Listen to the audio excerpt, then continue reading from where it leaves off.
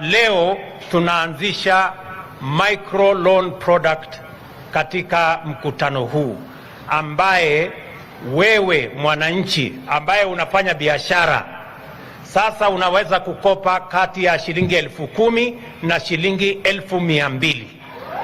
Wale wafanyabiashara wadogo.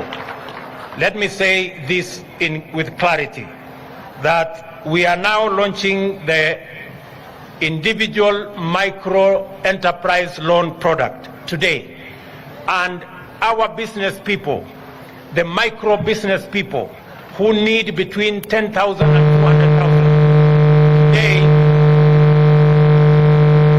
SHETANI ASHINDWE.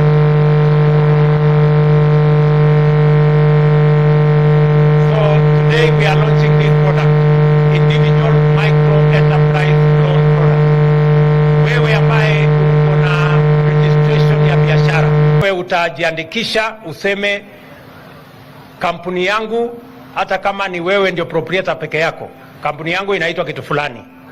Alafu utaambiwa submit kampuni yako registration.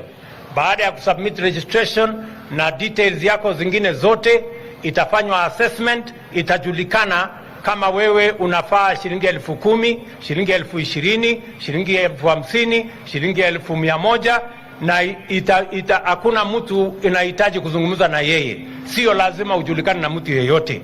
Sio lazima mtu yeyote akupende ama akuone.